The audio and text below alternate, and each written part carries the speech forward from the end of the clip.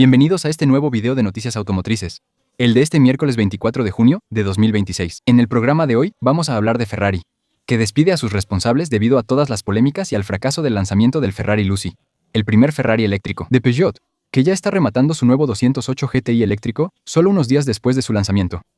De Geely, que se prepara para lanzar en Europa un nuevo auto urbano eléctrico a un precio muy atractivo. Y de Nissan, que simplemente acaba de abandonar uno de sus proyectos más grandes relacionados con el auto eléctrico. Espero que este video les interese. Me dirigiré a ustedes, y como siempre, cuento con su apoyo para mi canal de manera gratuita dejando un pequeño like, y dándole impulso si la opción aparece para ustedes, suscribiéndose para los próximos videos, y dejando un pequeño comentario debajo de este, en el que simplemente den su opinión sobre la noticia del día. Y efectivamente, vamos a comenzar este video hablando un poco más sobre el caso de Ferrari. En Ferrari, la llegada de la electrificación no está yendo tan bien como se esperaba. Recuerden que hace unas semanas Ferrari presentó su primer auto 100% eléctrico, el Ferrari Lucy. Un auto que ha generado muchísimas críticas en las redes sociales y en internet en general.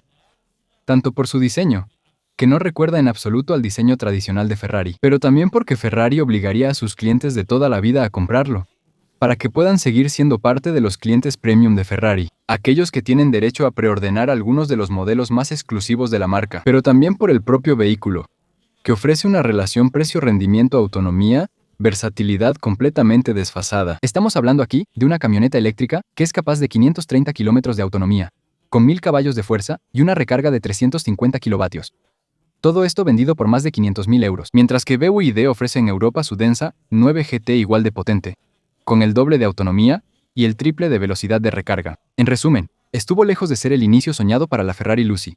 Y eso es lo que aparentemente le costó el puesto a uno de los responsables de Ferrari, Enrico Gallera, quien era una figura importante de Ferrari. Trabajó ahí durante 16 años, y hasta ahora era el responsable de marketing y ventas de la marca.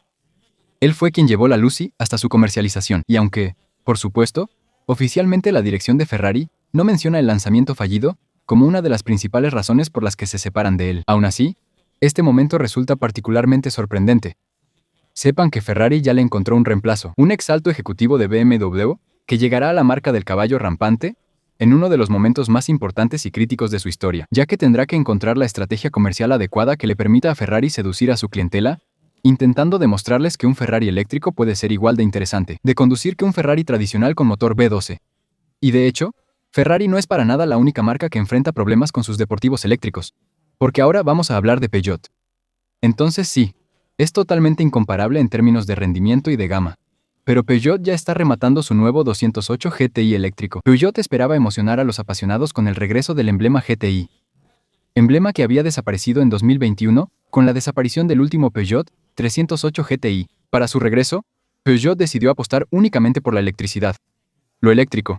Y eso aparentemente para todos los futuros modelos GTI de la gama. Una elección que Peugeot no es la única marca que ha tomado en los últimos años. Está Mini, que intentó eso con el John Cooper Works eléctrico. Lancia con el YHF, Alpine con su A290 que está basada en el Renault 5 eléctrico, y Abarth con el 500 eléctrico, todos modelos que, en general, no se venden muy bien. En 2024, por ejemplo, Abarth solo vendió 550 Abarth eléctricas en todos los países de la Unión Europea. Y Alpine solo logró vender 8.000 ejemplares de su A290 durante todo el año 2025 en todos los países del mundo. Es un sector comercial que es bastante complicado, porque aquellos que conocieron los GTI en los años 80, 90 y 2000 no han olvidado que la I de GTI significa inyección, y que por lo tanto, un GTI eléctrico no tiene ningún sentido, y no transmite para nada las mismas emociones de manejo. Peugeot lo sabe muy bien, y esa es la razón por la cual ya está bajando el precio de su 208 GTI, que originalmente se lanzó a un precio de 42.900 euros, excepto que acaba de aplicarle un bono de 1.850 euros de descuento, haciendo que su precio baje a 41.050 euros antes de opciones. Por ese precio tienes 280 caballos totalmente eléctricos. Además, un diferencial autoblocante. Una batería de 50 kWh que le permite una autonomía de 375 km. A ese precio, Peugeot permitió que este 208 GTI eléctrico pasara de ser el GTI eléctrico más caro del mercado a uno de los más baratos, ya que al final cuesta casi 1.000 euros menos que el Alpine A290, que además tiene 60 caballos menos de potencia. Para que lo sepas, Peugeot también te ofrece una fórmula en arrendamiento a largo plazo para su GTI, a 449 euros al mes, durante 49 meses, con 10.000 kilómetros por año, y después de un primer pago de 3.600 euros. El 22.000 euros, antes de tener que sacar de nuevo el talonario para financiar su recompra, o un nuevo arrendamiento a largo plazo. Así que sí, un precio más bajo. Pero la gran pregunta que todos se hacen todavía no tiene realmente respuesta. ¿Los apasionados están listos para adoptar un GTI eléctrico? Porque aunque Peugeot ha resucitado ese nombre mítico, todavía queda por demostrar que la magia del emblema GTI sigue funcionando en la era del 100% eléctrico. Por cierto, Peugeot no es en absoluto la única marca que se está haciendo grandes preguntas sobre el coche eléctrico. Ahora vamos a hablar de Nissan, que simplemente acaba de cancelar uno de sus proyectos más grandes de coche eléctrico. El fabricante japonés, que recordemos, tiene grandes dificultades financieras y estratégicas, habría puesto fin al desarrollo de la versión 100% eléctrica del Qashqai, modelo que sin embargo, es uno de los más populares y conocidos de la marca en Europa. Así que es una decisión que está lejos de ser insignificante, ya que era el modelo eléctrico más importante para el futuro de Nissan en Europa. Un pequeño dato que muestra la importancia de este modelo. En 2025 el 45% de los Nissan vendidos en Europa durante todo el año eran Qashqai. Prácticamente uno de cada 2 modelos, así que realmente es el pilar central de la marca. Su versión 100% eléctrica fue anunciada en 2023. Se suponía que sería el vehículo que salvaría una de sus plantas europeas, la de Sunderland en Inglaterra. Ahí debía ser producida y ensamblada, y en ese momento, el gobierno inglés había felicitado a Nissan por sus ambiciones y por ese compromiso. Pero solo unos meses después, a principios de 2025, Nissan ya habría interrumpido el desarrollo de este futuro modelo. Información que hasta esta semana nunca había sido divulgada. Nissan se dio cuenta en ese momento de que el mercado de autos eléctricos en Europa no crecía tan rápido como se esperaba. Y sobre todo, mencionando que el mercado automotriz europeo es particularmente inestable. Las reglas cambian demasiado seguido. Nissan ahora prefiere redirigirse hacia una estrategia de electrificación más equilibrada, apostando principalmente por la hibridación. Al renunciar a su versión totalmente eléctrica, Nissan simplemente renuncia a equipar su pilar europeo con una versión totalmente eléctrica, mientras que casi todos los fabricantes están haciendo esa transición. Es una situación que es particularmente difícil de entender, porque Nissan sigue siendo una de las marcas pioneras en lo totalmente eléctrico. Recuerden que lanzó en 2010 el Leaf, en una época en la que casi nunca se hablaba de este tipo de motorización. Nissan había apostado por ello, y de hecho había tomado una ventaja considerable sobre gran parte de la industria automotriz. Pero terminó perdiéndola. Y unos años después nos encontramos en una situación que es particularmente extraña para Nissan, con el Qashqai eléctrico que fue cancelado. Con el nuevo Leaf que llega con varios años de retraso, frente a una competencia que se ha vuelto extremadamente agresiva, y un nuevo Micra 100% eléctrico, que no es más que un Renault 5 con otro emblema. Varios expertos automotrices coinciden en que, incluso si Nissan quisiera relanzar de repente el proyecto de desarrollar un nuevo Qashqai eléctrico, debido al retraso considerable que se ha acumulado, dado que Nissan también está en pleno plan de reestructuración, sería casi imposible que este modelo llegue a comercializarse antes del año 2030. Un símbolo que al final es bastante fuerte. El fabricante que ayudó a democratizar el auto eléctrico hoy se encuentra frenando sus ambiciones, mientras todos sus competidores están acelerando, especialmente las marcas chinas. Y ahora vamos a hablar de Geely, que va a lanzar en Europa un nuevo modelo a un precio que ya está poniendo nerviosas a las marcas europeas.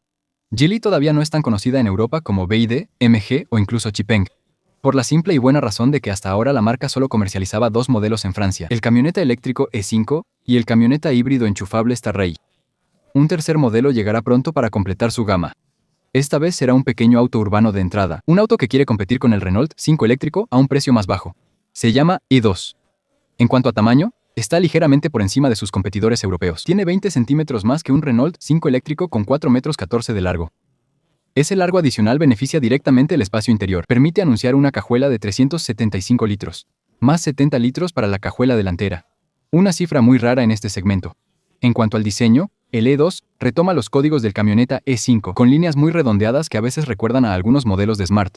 Por dentro, el interior es típico chino, con un tablero minimalista y una gran pantalla central, un pequeño cuadro de instrumentos digital para el conductor y solo algunos controles físicos. Por ahora, Geely sigue siendo bastante discreto sobre la ficha técnica definitiva para Europa. La marca simplemente confirmó que usará baterías LFP, que son menos costosas de producir que las tecnologías NMC. Lo que sabemos es que la versión Pro será la versión de entrada. Anuncian 250 kilómetros. WLTP, no es mucho. Pero su precio de entrada estaría alrededor de los 17 a 18.000 euros, es decir, de 2 a 3.000 euros menos que un Twingo eléctrico, que anuncia autonomías más o menos similares. Y habrá versiones un poco más equipadas llamadas Max y Ultra, que deberían alcanzar 340 kilómetros, WLTP, y ofrecerse alrededor de los 22.000 euros. Es decir, 3.000 euros menos que la actual Renault 5 eléctrica de entrada de gama, por 30 kilómetros más de autonomía. No tenemos mucha más información sobre los tiempos de recarga o sobre sus posibles funciones y equipamientos. Lo que sí sabemos, en cambio, es que Geely estaría actualmente en conversaciones con Ford para utilizar una de sus fábricas europeas en España, para producir directamente la E2 allí. de modo que sea considerada como un modelo europeo, y así pueda evitar los aranceles, los impuestos impuestos por la Unión Europea sobre los autos eléctricos provenientes de China. Veremos si funciona. Veremos si los ciudadanos franceses tienen ganas de confiar en una nueva marca china. De lo contrario, todos los esfuerzos de Geely por ofrecer precios atractivos serían completamente en vano. Mientras tanto, ya cubrimos las noticias del día. Espero que el video les haya interesado. Si es así, cuento con ustedes como siempre para demostrarlo, dejando un like y suscribiéndose para los próximos videos, y eventualmente apoyando a través del botón de unirse aquí abajo. Nos vemos mañana para el próximo video. Chao.